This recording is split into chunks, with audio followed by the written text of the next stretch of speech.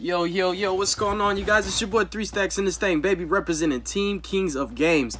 And today I'm coming at you guys with an update for my ZEFRA profile. Now, in my personal opinion, I feel that this is and will always be the best Pendulum deck that's out there. There's a lot that you can play in regards to the Pendulum mechanic specifically. And the other beautiful synergy with Pendulums is a lot of the archetypes are very splashable and interchangeable amongst each other. So there's a lot of cards that have great unique synergy, cohesive properties, and a lot of correlative, plays that you can make. Like, for example, there's almost every deck that's Pendulum related can have a Chronograph and Mythical Beast engines splashed into it and stuff of that sort. I've been experimenting with this build for about 3 months now. This build in particular, it's been a ZEFRA Pendulum Magicians, and I really have been enjoying it a lot, actually. The last time I piloted it, I went undefeated with it. I didn't actually lose any games at all. Like, out of the best 2 out of 3, there was never a game 3. And it's not like to say, oh, I'm so good or anything like that. It's just to point out how good this build really is. It's very dominating.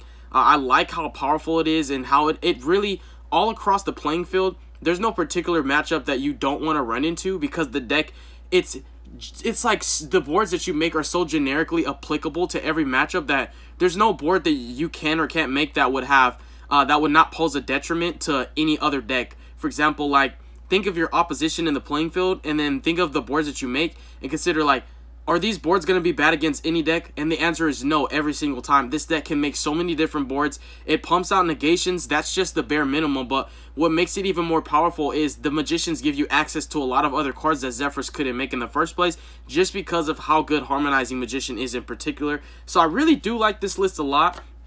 In my opinion, I just feel like this is one of the better ZEFRA decks that you guys will find. And Zephyrs haven't really received a lot of love in a while. So I really feel that they deserve the spotlight. This is one of my favorite decks. It's definitely top 5 of all the decks that I have. This makes top 5. This is probably like my second or third best deck in my arsenal. So let's go ahead and hop into the build, you guys. I'll explain my card choices as I go along, of course. Just remaining cognizant of all times that the way I play my decks is according to my playstyle. So whether you agree or disagree with my card choices, just keep in mind that it's not your deck, and I say that because whether you respect my choices or not, it's still my deck, you know what I'm saying? So I can't change it, or I'm not going to change it just because somebody else feels like I shouldn't play a card, you know? So let's go ahead and hop into the list. So we're starting off with 3 copies of my Anger Translator, ZEFRA. So ZEFRA is the most pivotal scale in your entire deck. He's the most flexible and versatile. It's very multi-purpose. Oftentimes, the amount of advantage, even just in base increments that you generate off of this card, it's revered as a +1 naturally. It gets you access to your ZEFRA Neo. ZEFRA Neo can then grab you practically any ZEFRA card that you need, because it could just search Providence, and this card can actually generate 3 cards onto the field, which is really insane. It can make itself a high or low scale. It has an effect that can give you a second Pendulum summon, but that rarely or ever does come up. I wish it did come up more because that's actually crazy. But yeah, we're playing 3 copies of ZEFRA. This deck is really nutty, you guys. It's actually crazy. All the boards that you can make, I feel, are so much more powerful than any other Pendulum deck really can generate. Because you can make all the basic negations that a Magician player can make, but you also have your own searchable counter traps that give you base incremental advantage that you can capitalize off of in the middle of a grind game if it ever gets to that point. And also considering that some of the ZEFRA archetype specific cards gives you access to cards that the Magicians don't give you access to, whereas incorporating the Magicians into your deck gives you access to all the cards they can make plus yours, so you have a bigger toolbox, if that makes sense. But continuing on, we're playing 3 copies of ZEFRA Neo. Now, ZEFRA Neo is the lifeblood. I say this in every ZEFRA deck profile. ZEFRA Neo is the lifeblood of your deck. This is your go-to card. Every time you Pendulum summon, you want this card to be somewhere in rotation. You want to remain fluent with how you manage your resources as well. This card can make or break how powerful your boards are going to be, but just keep in mind, always be responsible. If you're making an Electrum and you haven't seen ZEFRA yet, don't send a Jackal King, don't send any other card, don't send like a Chronograph and try to pump out a negate. Send ZEFRA and get your ZEFRA, because the negation you get off of ZEFRA Neo is going to be a lot more powerful than any monster negation you could put up on board, because your ZEFRA Divine Strike is a counter trap, and it's very hard to actually play around that for the simple fact that it is a spell speed 3 and it can negate anything, whereas Jackal King can only negate monster effects, Naruto can only negate spells or traps, and like Vortex can negate anything, but it's not spell speed 3. So ZEFRA Neo, long story short, is going to be the most important, and it's going to play the most pivotal role in your building your board process. So just keep in mind that you always want to see this card somewhere in rotation, and if you have not seen it yet, you're using your Electrum to get it right in where you need it to be. For the one of Zefras, we play 1 copy of Saitan, Zefra Saitan, 1 Zefra Thubin, 1 copy of Windy, and 1 copy of Zefraxi. Now, these cards are also very good. There are quite a few other Zefra monsters that you can play, but for me personally, I play the best of the best and the ones that have the least situational, I guess you could say the least situational niche interactions.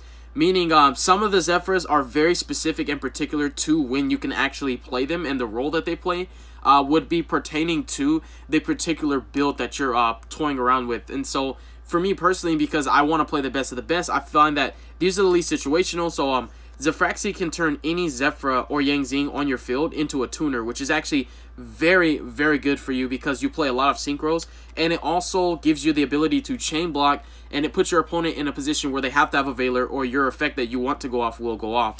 And then we have Zefra Windy. She also allows you to chain block, and she allows you to manage your resources. Consider her as the Oath Dragon of your deck, so to speak, and Zefrath is kind of like your Wisdom Eye, so to speak.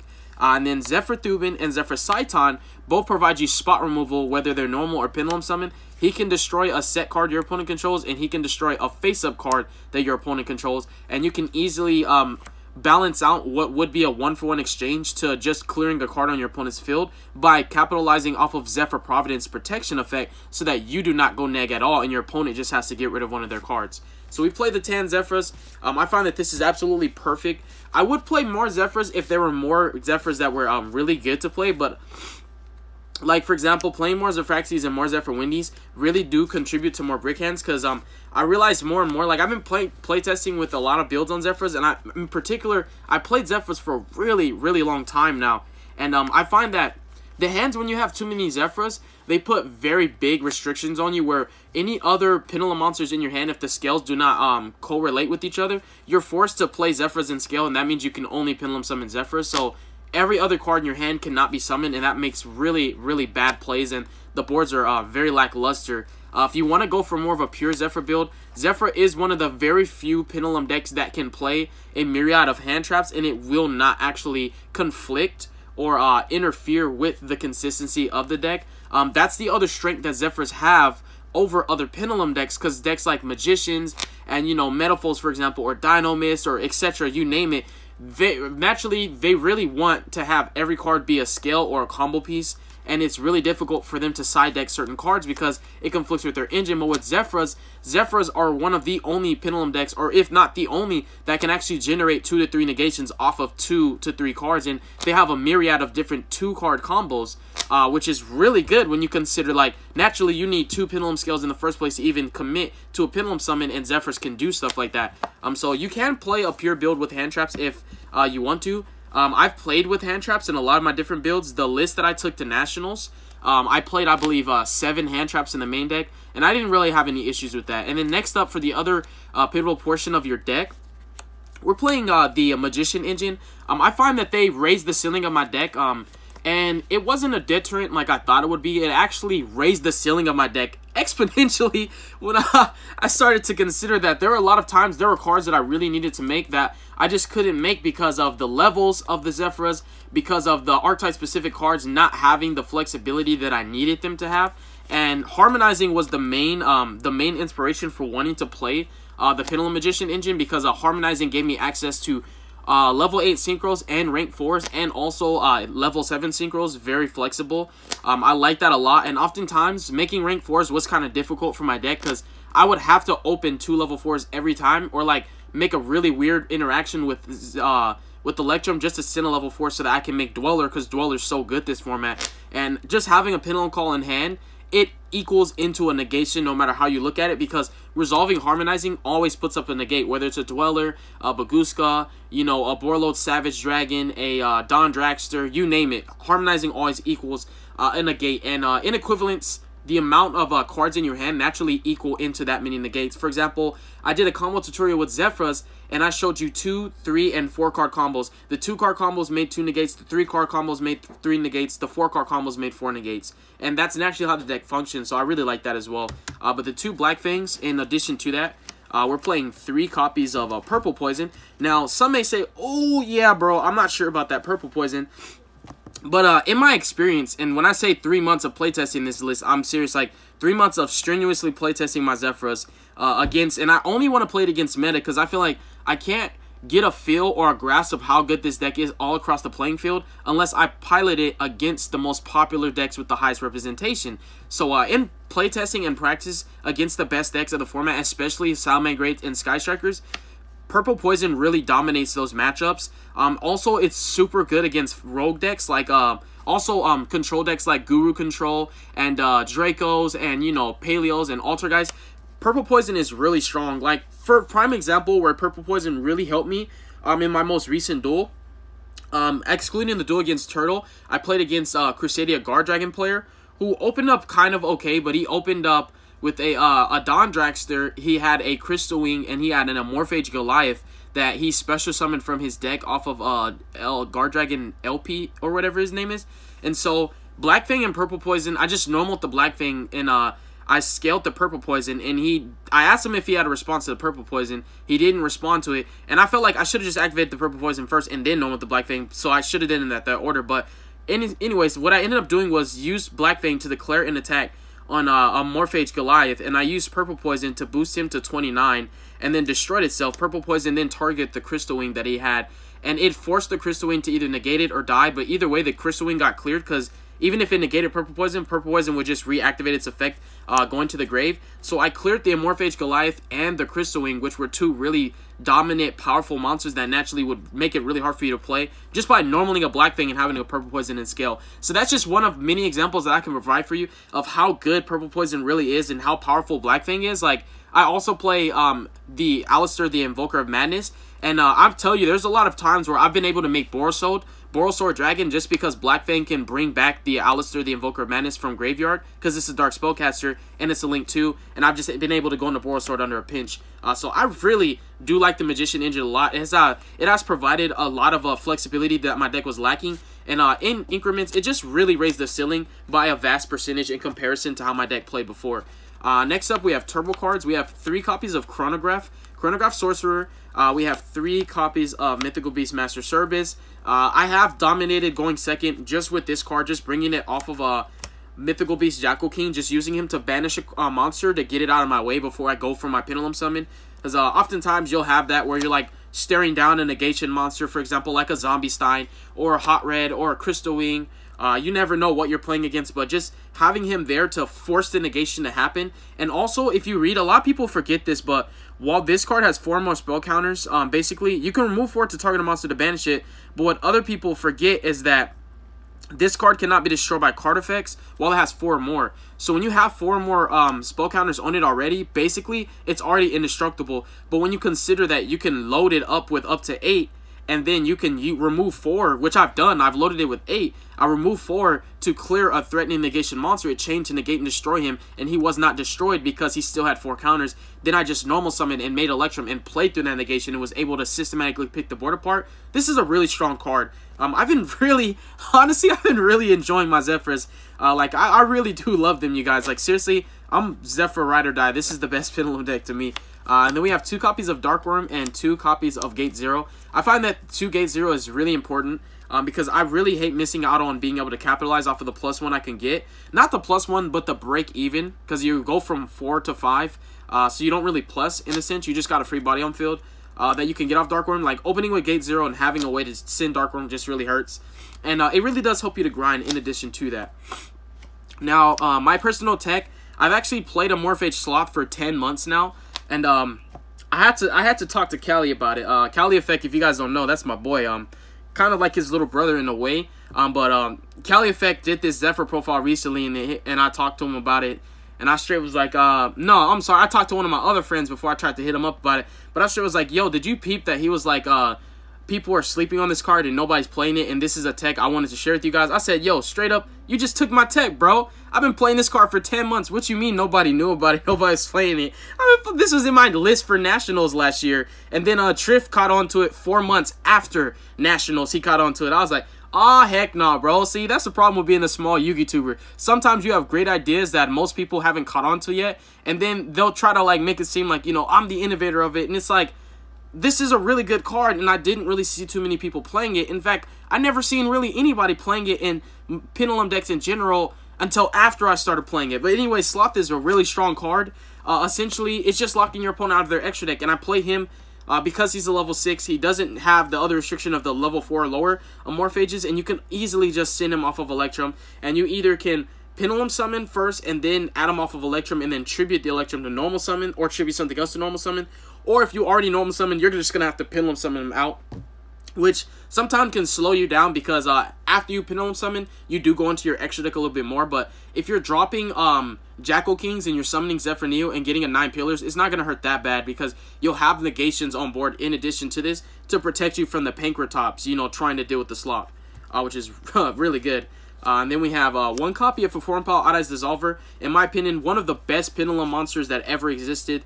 I feel like this card is so generically applicable in the Pendulum mechanic in general and just in any Pendulum deck that I feel like you should always play it. Making Odd Eyes Vortex Dragon the proper way is really strong, and what it does is it allows you to open space in your extra deck. And you know, another thing that's really good is Absolute Dragon loses to Call by the Grave, where like you link with Absolute and they call by it and you can't bring out Vortex, whereas this card can't lose to Call by the Grave because it never goes to the grave in the first place, and it just uses effective fusion summon. And I'm not saying it's unstoppable. Yeah, you can Veiler, yeah, you can Permanence, we know that. I'm just pointing out the weaknesses that Absolute has versus just using Dissolver to make it the correct way.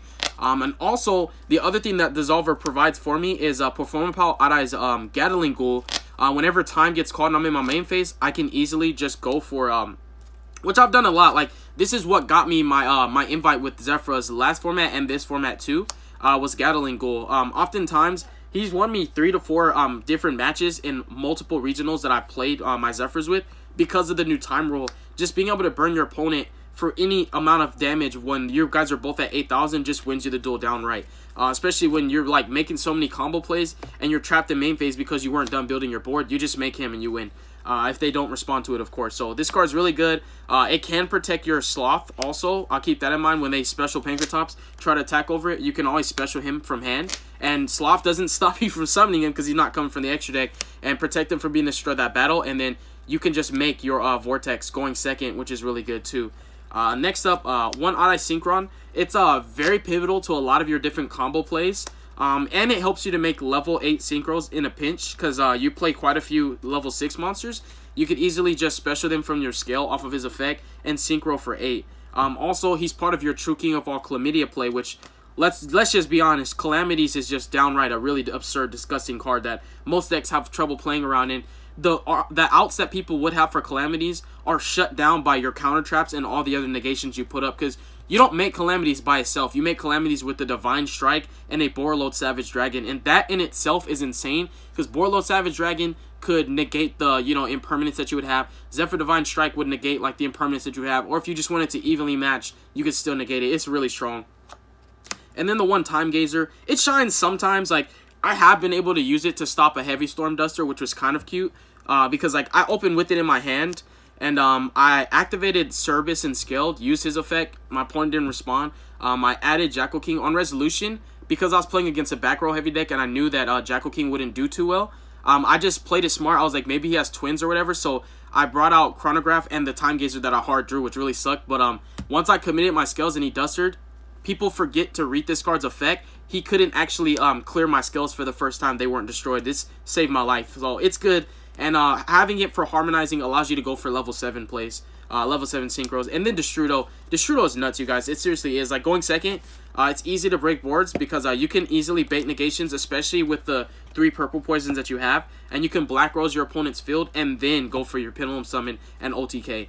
Next up for our spells, we play 3 copies of Oracle ZEFRA. So one thing that I feel gives ZEFRAs a higher ceiling than even the best Pendulum deck, which people consider to be Magicians, is that ZEFRAs have a myriad of different cards that enable them to get access to their combo pieces, where Magicians, really only have Pendulum Call and maybe Alliance if you play it. But ZEFRAs have a lot of different cards that give them access, like ZEFRA Neo, ZEFRA, Oracle of ZEFRA, ZEFRA Providence, Terraforming, Set Rotation. That's a ton of cards that give you access to your engine cards outside of just resolving Electrum to get you what you need. You can also use these cards. So Oracle is really good. There were scenarios where I was able to chain block with this, because what I did was I used Destrudo and my ZEFRA Cyton, and I made Black Rose, and because I synchroned with the ZEFRA, I was able to chain block with it, and it was playing against an Altergeist dude that could not use Protocol to negate the effect of Black Rose, and I was really curious why he didn't just Protocol my Destrudo. I don't know why, but he didn't. But I able to chain block, and I put this as chain link 2 and Black Rose as chain link 1, and he didn't have an impermanence, and I just cleared his whole field, and then I was able to OTK after. So it does let you chain block. It does have amazing effects. This technically lets you search any card, any monster from your deck to your hand, because you can put a monster from the top of your deck, from your deck to the top, and then draw it off of Electrum. So you could technically search any monster in the entire game of Yu-Gi-Oh! There's no restriction of what monster you can or cannot put on top of your deck. Its other effects are incredible, but you only really use the Synchro and the XYZ one. I rarely ever fuse with ZEFRAs, but when you do, it's because of Dissolver, and you're normally fusing with ZEFRAth in your scale, and you get the fusion effect to special from hand. The Ritual never comes up. 1 Dragon's Ravine and 1 Sky Iris. I play kind of like a compact Odd Eyes engine in my deck, and I like Sky Iris a lot. It really does help you. It's insane synergy with Chrono, because typically when I have access to this card, I'll use what I'll do is I'll use Electrum to send Chronograph. And so what I'll do is the order I play it really is I grab so I activate this, and then I pop, and then I search, and I grab Dissolver, then I use Electrum, grab Chronograph, and then I use Electrum target Sky Iris, pop this, and then get the Chronograph from extra deck to hand that I sent off of Electrum, and then reveal Chronograph and special the Dissolver that I search off of this, and then that puts the dark monster that you need that's level 5 or higher, so that you can use your Dissolver and your Chronograph to make Vortex. And that's typically how I do it. I either do it by using Chronograph to special Dissolver from hand, or I just Pendulum summon them both from hand, or I can just Pendulum summon Dissolver and then use Dissolver to fuse with ZEFRAth in my scale. Dissolver's effect on field is nuts, because you can fuse with your Pendulum scales. And sometimes I just fuse with my Gate 0, but if I ever have 2 Divine Strikes and I only have 1 ZEFRA in extra deck, I'll use the Dissolver to fuse with ZEFRAth so that I can turn on my 2nd Divine Strike, and that way you end on typically 5 negations. And 5 negations ain't no joke. Like, really, what's really good too is when you make 5 negations after you play through 1 hand trap, which means you can negate all other 5 cards in your opponent's hand, so they really can't do much about that. And this deck is also really good because Spear Mode doesn't stop it. Like, Spear Mode can cut off some of the monster negations, but you still have back rolls, and you can't Spear Mode and Dinko the same turn, so you're always going to be playing in negations no matter how you look at it. Then 2 Optimus Prime and 1 Set Rotation, basically 3 Terraformings. And against field spell decks, the other high ceiling thing about this, outside of playing around evenly and stuff like that, is when you give your opponent Oracle, if they have a field spell deck that revolves around it, like Trickstars is a good example, or like Sky Strikers, they can't activate ZEFRA if they don't have a ZEFRA monster in deck to search in the first place. So it locks them out of their field spell zone until they get a way to clear it, which they have to throw away resources to do that, which really helps. And then 3 copies of ZEFRA Providence. It searches any ZEFRA card, and it has a Return of the Dragon Lord's effect. 3 copies of Duelist Alliance to search out your 3 Pendulum Call, and also for the scenarios where you already have Pendulum Call and you open an Alliance, I decided to play Time Pendulum Graph. The graph is insane. I don't even know why Magician players don't play this at all. Like, it's a really great one-up. It has really high ceiling and redundancy. I mean, stupid in a bad way with Pendulum Call, because you're able to destroy a card your opponent controls and then send 1 card from their field to the grave without targeting or destroying it, and that's nuts. And even without Pendulum Call, popping Purple Poison and one of their cards allows you to always systematically clear 2 cards on their field. It plays around so many good side deck cards too. Like, for example, it plays around like Dinko Sekka because you play back rows.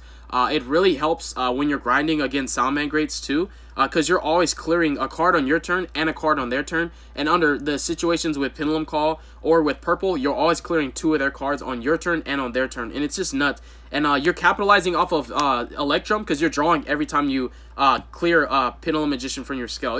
This card's just so good. I don't know why people don't play it, and I'm just not going to talk about it anymore. But 3 Duelist Alliance and 3 Pendulum Call.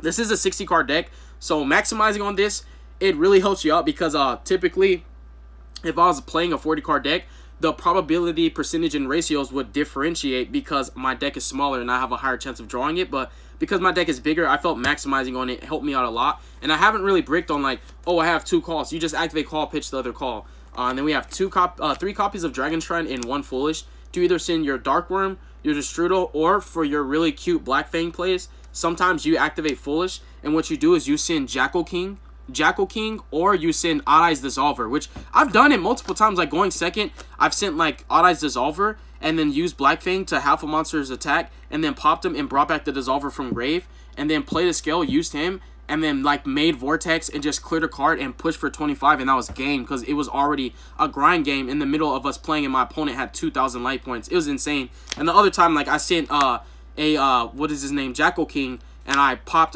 Black Fang after having and brought back Jackal King from the grave. On resolution, revealed Chronograph and specialed another Jackal King from hand. It was insane, you guys. Like, this deck is really good, seriously. I mean, it's really, in my opinion, it's better than Pendulum Magicians. And that's it for all the spells. When you look at all the spells, which ones of these are bad? And the answer really is no. None of these spells are going to break your hands. None of these spells are bad because even Dragon's Ravine and Terraforming and Set Rotation, they're Electrum Turbo cards because they can get you Dark Worm in your grave before you even commit to any other cards. I'm the crazy ZEFRA player that actually plays more than one of each. Like, typically, most ZEFRA players, even the ones that call themselves the best ZEFRA players, only play one of each of the traps. I've always played typically 3 to 4 of the ZEFRA traps. There was one scenario in the past where I played 2 Divine Strike, 2 Nine Pillars, and 2 ZEFRA Wars. And that worked out really well. Like, it's crazy when you're able to open with one of these already, and then you search another one off of ZEFRA Neo.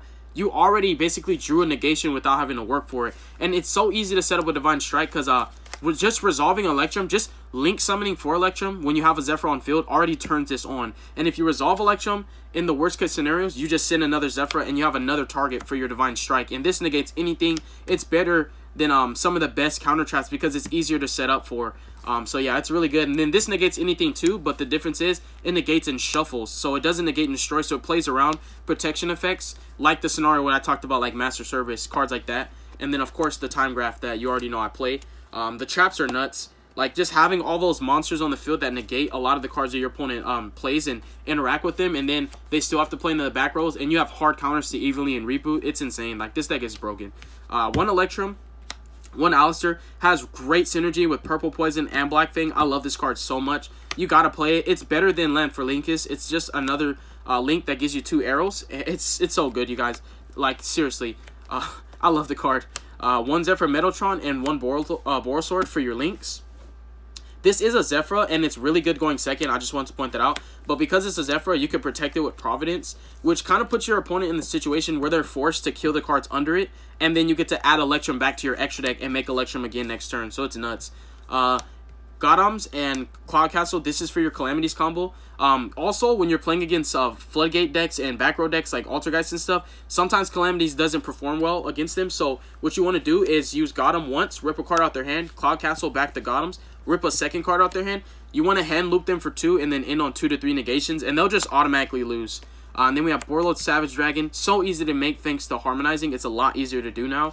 1 copy of Supreme King Dragon Clearwing. So making boards going first, breaking boards going second, and the same mindset with Don Dragster and Black Rose. Making boards going first and breaking boards going second. Black Rose is a great boss of a card. Like really high key under the radar and very slept on. It's such a powerful card. It's one of those cards that if it was played in almost every deck and every deck had a chance to make it, like Exciton Knight, it would just be like hit on the ban list eventually. It's so good. True King of all Chlamydia, we have Naruto, and then Abyss Dweller is so good this format. There's no other rank 4 that I would choose over it because it dominates Thunders, it dominates Dangers, it dominates Sky Strikers to a degree. It stops Ray, and it stops a lot of other cute plays in the Salaman Great matchup. It's just really good all across the playing field. And then the 2 fusions I play are Vortex and also Gatling Ghoul, which are complementary thanks to our Dissolver. Perform Power Odd Eyes Dissolver is, yeah, Odd Eyes Dissolver. I was thinking about Synchron. The side deck is 3 Phantasmes, 3 Ash Blossoms Steep, 3 Pankratops. The synergy with, also, the synergy with these, the reason why I chose to side deck these versus a lot of other cards I could side deck is these have synergy because Pendulum summoning these from hand can create other combos. Like, for example, Pendulum summoning Pankratops it allows you to put up more negations and interruptions. Like when you're going second and you're trying to clear a board and you know you can't OTK, you can always, like, for example, when you draw 2, you can use one's effect to clear a card, and then the second one just gets Pendulum Summoned from your hand, and that puts up more interruptions. And Pendulum Summoning Phantasme is insane, especially like when you're going second in the first place and you drop this, then you make Electrum and they try to Impermanence or Veiler it, you can just stop that. And Ash Blossom's a tuner, which is really cute for the synchro plays you can make with it. And you don't ever have to commit your normal to Dinko first. If you want to just Pendulum Summon her out from hand, you can, or you could just normal her first and then Pendulum Summon in. Salamander Greats are going to die. And then finally, 3 reboots. This deck OTKs like nobody's business. In fact, even the worst hands are just OTKs. It's so easy to make Boral Sword. It's just nobody's business. So, reboot against any trap deck, they're going to die that same turn. And that's going to be my ZEFRA deck profile, you guys. I hope that you enjoyed it. Went pretty in-depth on it. For those of you who are patient enough to sit here and listen and actually watch the profile, I appreciate you guys. ZEFRA's for life. God bless you guys. Make good choices. Don't hurt your brain cells. Stay tuned for future content. And you guys have a beautiful day. Here are some cards that I would play that I'm still finding space for. Enlightenment. Chaofeng was in at one point. Trapeze, you know, Rebellion. This card, because it has good synergy with the field spell. Arcanite is going to come in when I start toying around more with the spell counter build. Because this has good synergy with the Mythical Beast, and it's not once per turn. You can just keep removing spell counters, keep popping cards, and it also provides spell counters for your Mythical Beast to interact with him and take them, and they can share them. This card's good. There's an FDK variant of Zefras that you can play. You know, I was thinking about Zolkin, Crystal Wing. So many different ways to play the deck. Like, this is just one of many. But yeah, you guys have a beautiful day, all right? And I'm signing out. Peace.